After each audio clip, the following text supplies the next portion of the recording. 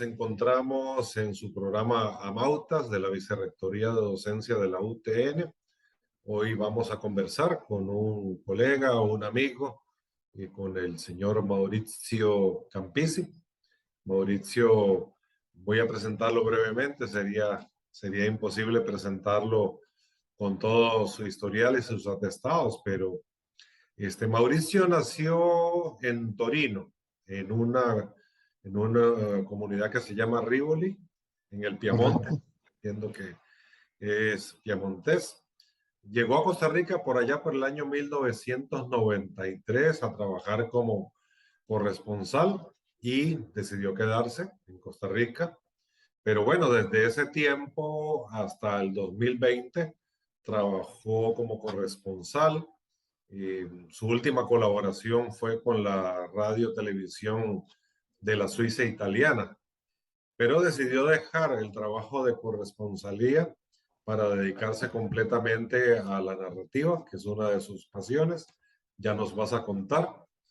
Pero bueno, durante esos 40 años dedicados al periodismo, le hizo conocer bastante nuestra región, Centroamérica, América Latina.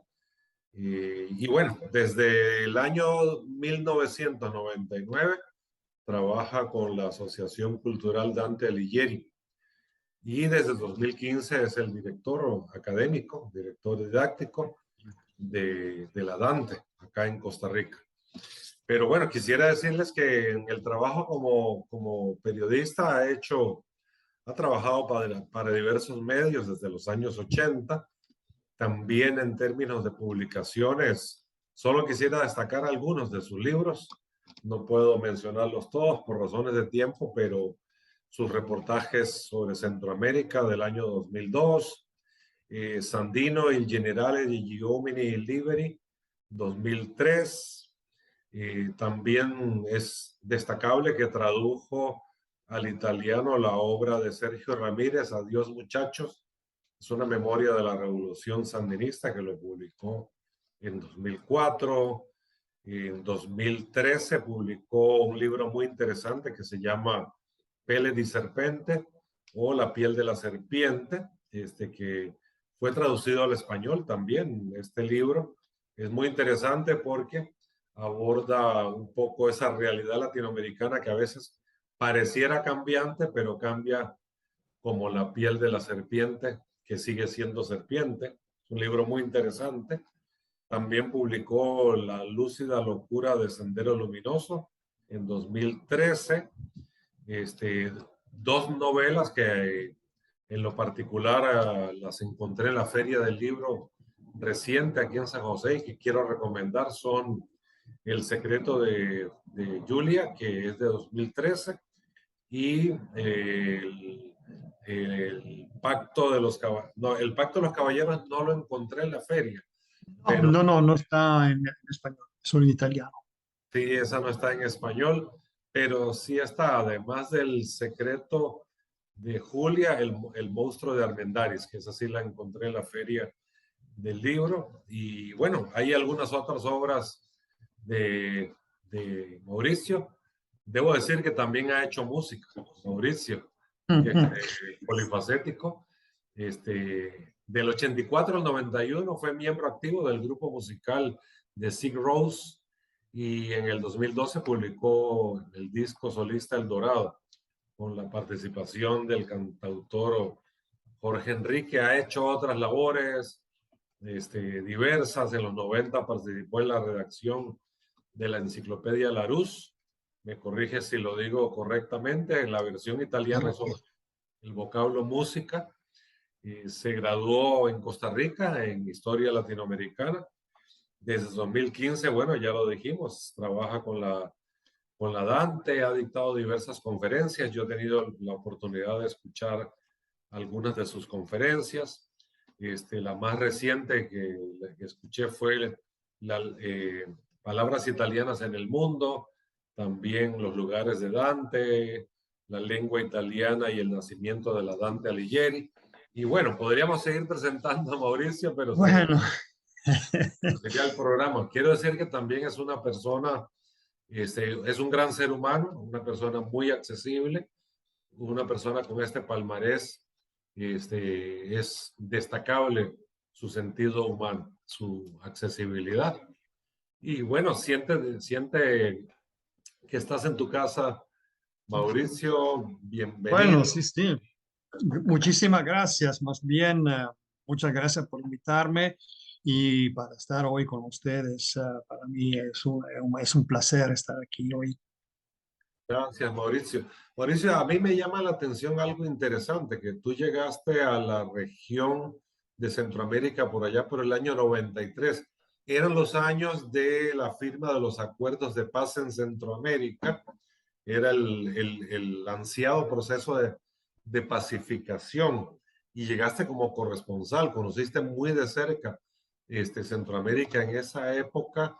Este, ah, Habiendo pasado los años, ¿cuál es tu percepción de esto? Algunos hemos visto como que se acallaron las ametralladoras de la guerra civil, sin embargo, se abrieron otras formas de violencia y sigue siendo, pareciera, una tarea pendiente el tema de la paz, el tema de que tantas familias no estén llorando a sus jóvenes muertos, ya no en la guerra civil, ahora probablemente en las pandillas, en las maras, se acallaron Sí, las sí, sí. ametralladoras, pero las causas que llevaron a la guerra siguieron incólumes, como la pobreza, como la desigualdad social, la exclusión. Sí, yo siento, bueno, yo vine como observador externo y es siempre muy difícil, ¿verdad?, entrar en la realidad de un lugar tan lejos y con historia, cultura, sociedad tan diferente de la que estamos acostumbrados en Europa. Y por supuesto, uno trata de acercarse a esta realidad con mucha objetividad. Y a menos lo que yo siempre quise hacer en mi trabajo de corresponsal y de periodista. Y lo que puedo decir, porque después por la cosa de la vida me quedé, lo que en esta área, ¿verdad? En esta región. Antes yo pensaba solamente de ser un viajero que venía por un poco tiempo. Las cosas de la vida me han traído acá y me quedé. Y lo que puedo decir, sí, es que es un proceso que se ha quedado como inconcluido. Eh, había mucho entusiasmo en los años 90 porque se lograba finalmente llegar a una situación de paz y donde había la ocasión para la democracia de demostrar su valor. Yo creo que, pero lamentablemente nos quedamos como a mitad del camino, a medio camino, que en realidad vivimos, sí, en una democracia, estoy hablando a nivel regional, por supuesto, pero con muchos ejemplos de democracias que han fallido en su intento. Eh, yo creo que lo de Nicaragua es un ejemplo, lo del Guatemala, también El Salvador, ¿por qué no? Y con la causante que Centroamérica geográficamente se encuentra expuesto a lo que son los peligros del narcotráfico, que poco a poco creo que se ha insinuado en lo que es el tejido de la sociedad de la región. Sí, sí, es una zona de tránsito para estos factores. Como también ha sido una zona de tránsito para elementos culturales muy valiosos, ¿no? Esa constitución de Mesoamérica desde la historia, desde el istmo de Oaxaca hasta el Guanacaste costarricense, esa herencia cultural, pero también para estos elementos. Sigue siendo una democracia imperfecta, fallida, un proceso de paz en proceso. Pero me llama la atención con tus libros, sobre todo estas dos novelas que son las que pude tener acceso, El monstruo de Almendaris y El secreto de Julia.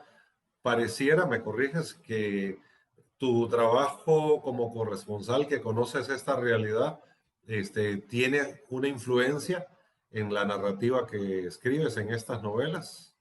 Sí, por supuesto. Ahora, antes de escribir narrativa y de escribir narrativa ambientada, en la región centroamericana y también en Sudamérica, eh, hay que hacer un trabajo muy, muy profundo, no solamente con lo que son no solo con lo que es la investigación, sino también con lo que es un trabajo personal e intelectual para, eh, para preguntarse si una persona, si un escritor está preparado para poder enfrentar estos temas. Eh, ¿Verdad? Es un poco tal vez alguno puede decir cómo es que este europeo viene de afuera y habla, ¿verdad? Pero yo creo que tantos años aquí, el hecho que ya básicamente mitad de mi vida la pasé en Costa Rica, eh, me da cierto derecho en el sentido que ya aprendí mucho.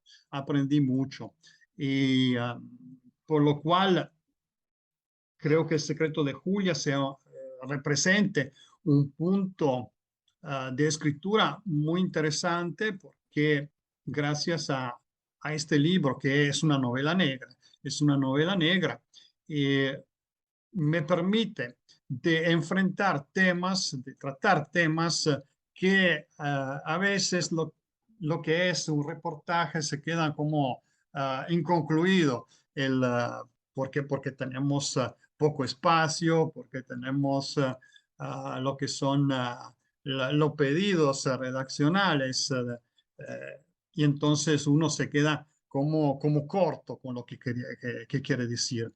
En cambio, la novela negra, sobre todo, tiene esta grande facultad de darnos la oportunidad de ahondar y decir cosas a través de nuestros personajes, la ambientación, cosas bien profundas, por lo cual sí, yo invito a la gente a leer El secreto de Julia, porque lo reputo que es un buen libro.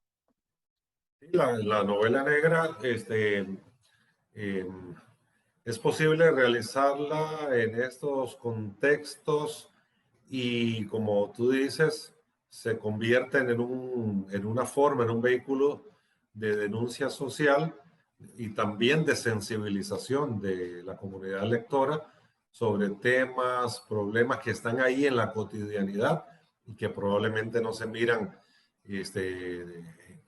con la claridad que debería ser, pero que además el trabajo periodístico, como decís, no tiene la oportunidad de profundizar en ellos. Es, Es es, es, correcto. Es correcto. Además, ¿sabe qué pasa? Que yo tengo como la idea que con la narrativa uno puede llegar también a un tipo de público diferente que tal vez no lee los reportajes y que pero sí lee literatura. Y tenemos entonces, todos nosotros que escribimos de novela negra, tenemos esta gran oportunidad de llegar a un público y de hacer entender ciertos mecanismos de la sociedad. Escuché recientemente una conferencia que organizaste con unos escritores italianos sobre la novela policíaca. Este, Ujú. eh, ¿Existe alguna relación entre nuestra novela negra y la novela policíaca que se está haciendo en Italia? Yo creo que la novela negra latinoamericana sea más profunda de la europea. Eh, ¿Verdad? Por lo que se ha vivido, por lo que se ha vivido en el área. Entonces, mm, hay como detalles, vivencias, sobre todo personales, porque muchos escritores han vivido en primera persona las experiencias. Eh, por esta razón, yo creo que sea una novela eh, más profunda y que nos da la posibilidad de reflexionar sobre lo que fueron los errores del pasado y mejorarnos, por supuesto.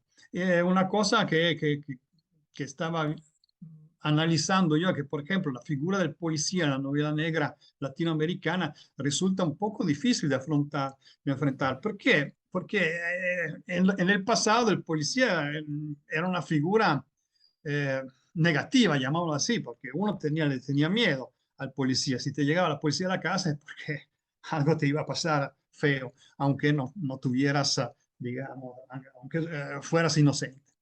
Y esto es un detalle muy interesante que los escritores están tratando, no, están enfrentando y eh, con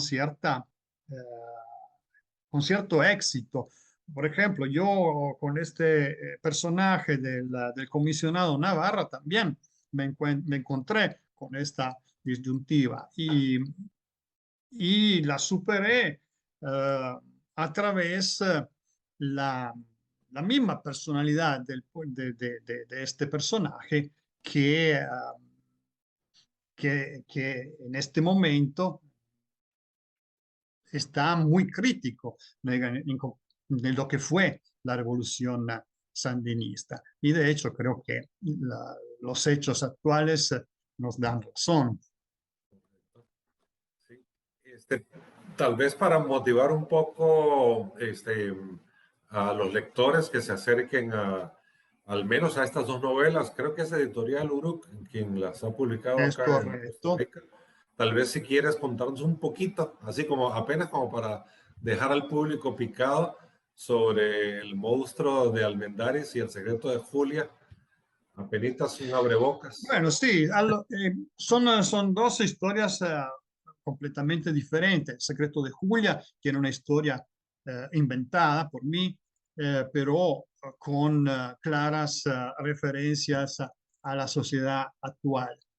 Y en cambio, el monstruo de Armendáriz es un hecho real que sucedió en el Perú de los años 50 del siglo pasado y es un hecho real que me permite hacer cierta reflexión sobre algunos males de la sociedad, ¿verdad? Porque alguien me dice, pero ¿por qué trataste un caso tan viejo, tan antiguo, de tan antigüedad? Yo le digo, no, es que en realidad, aunque haya pasado hace mucho tiempo, los temas son siempre reales y lamentablemente son actuales. Y es la relación que tiene la sociedad con, con el individuo y con el juego de poder que se mueve para influir sobre la sociedad. Y entonces es una novela que profundiza el papel de la sociedad en contra del individuo. Se pueden conseguir en varias librerías de acá, de Costa Es Rica. correcto. Entonces, ambos son editados por Uruk Editores, gracias a la confianza que me dio don Oscar Castillo y, y están presentes en todas las librerías del país y por cualquier cosa que no encontraran, es suficiente pedirla a la librería para que le llegue. Cuéntame algo, ¿y cómo es esa vivencia de escribir en dos idiomas? Escribes en Eh, italiano y escribes en español, al menos que yo eh, conozca. sí, sí, sí, sí, es muy bonito porque yo sigo obviamente escribiendo también en italiano. Con suerte tendremos un libro para el próximo año y en español también, porque alterno las dos cosas. Y, encuentro escribir en español como un encuentro también conmigo mismo, porque logro profundizar ciertos pensamientos y ciertas construcciones de la página que, que me permiten realizar un proyecto narrativo, aunque complejo, eh, pero que sigue con lo que en realidad yo sí quiero expresar. Y me permite además de escribir en el idioma que se habla, que se escribe de los países que me interesan. Y esto creo que es una oportunidad que no muchos escritores tienen. Yo sé que es difícil y bueno, y no me gusta cuando se dice el público europeo, el público latinoamericano, porque es muy grande es muy diverso, es Sí. muy variado, pero si se hablara al menos del público lector de Costa Rica y el público lector de Italia, que también es muy variado, existen algunos rasgos comunes y también diferentes entre los gustos por la novela que están buscando, que están comprando. Ma lo de los gustos es muy relativo. Lo que puedo decir yo es que mm, se- hay como una influencia en este momento de parte de la casa editoriales en Europa que están como, ya han hecho de la literatura un negocio, pues, hace tiempo, por supuesto, pero ahora aún más. Entonces estamos asistiendo al fenómeno que a más uno invierte en un producto y más tiene entradas y ventas. Y esto obviamente no puede hacer del bien a la literatura. Eh, Aquí, por suerte, estamos todavía como más idealistas, todavía pensamos a una idea de literatura como debe ser en realidad. Sí, estamos de acuerdo, los libros se tienen que vender, pero es verdad, el contenido es muy importante. Si uno ve las páginas de los libros que están más vendiendo en este momento, en los años pasados, se nota que hay una calidad muy, muy baja. Eh, y yo estoy muy a modo y muy contento con mi casa editorial, con la de Uruca Editores, porque en realidad no me pone ningún límite. Me, me dice, escribe lo que quieras y obviamente, bueno, que sea de calidad, estamos Claro, hablando. claro. Y, pero lo que siento es que en Europa, como en Estados Unidos, en los grandes países, la literatura se ha transformado en un negocio eh, que entonces no deja mucho campo a lo que es la calidad. Uno sabe que, bueno, me imagino que en Europa se lee algunos grandes escritores latinoamericanos ya muy connotados, los conosureños, eh, Mario Vargas Llosa, eso obviamente que se lee Cien años de soledad, con todo y los tiempos que han pasado, es decir, García Márquez, este, pero digamos de las juventudes de escritores o los escritores no tan connotados, tienen alguna oportunidad y formas como que se acerquen a ese público europeo. Bueno, sí, de hecho las casas editoriales italianas están publicando a la nueva generación de los escritores latinoamericanos. Lo que pasa es que no hay el mismo interés que antes.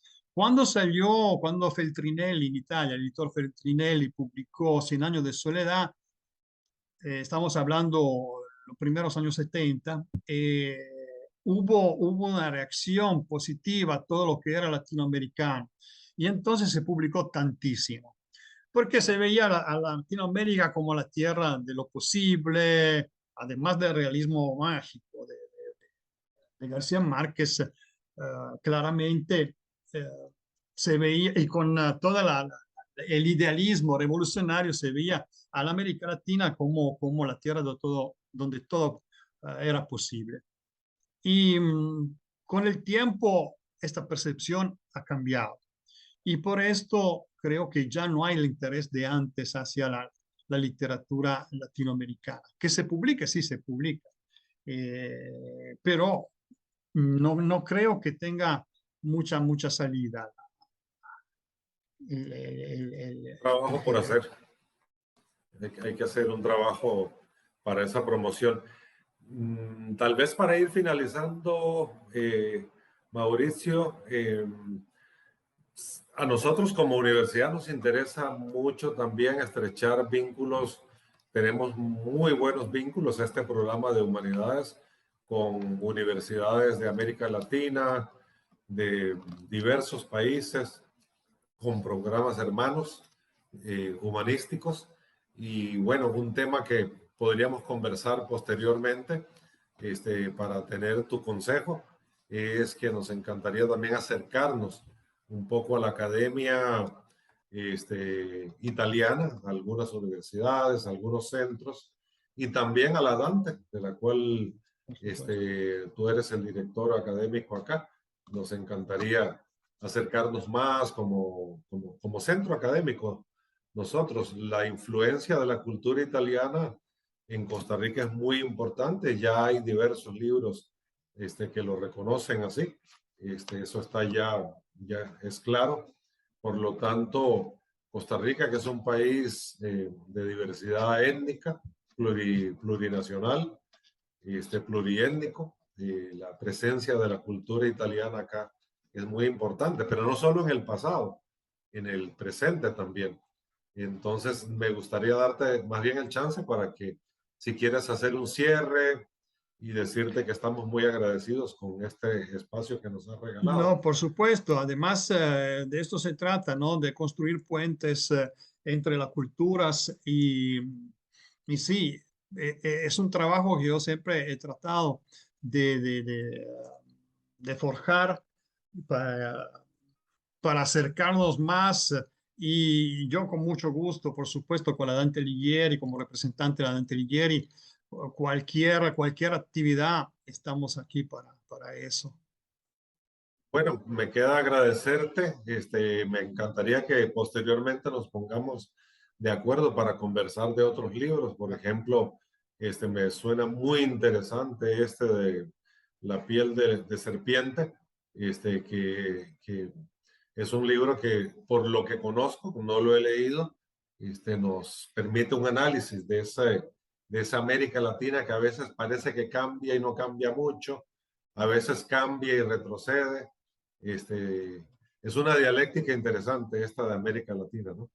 Sí, Nos gustaría el día de mañana poder entrevistarte también sobre con esto mucho gusto. y ponernos a la orden, también para la Dante como institución académica, que debo decir que la gente no solo aprende italiano, sino que aprende de la cultura o de las culturas de eso que llamamos Italia, que es también en una gran diversidad cultural.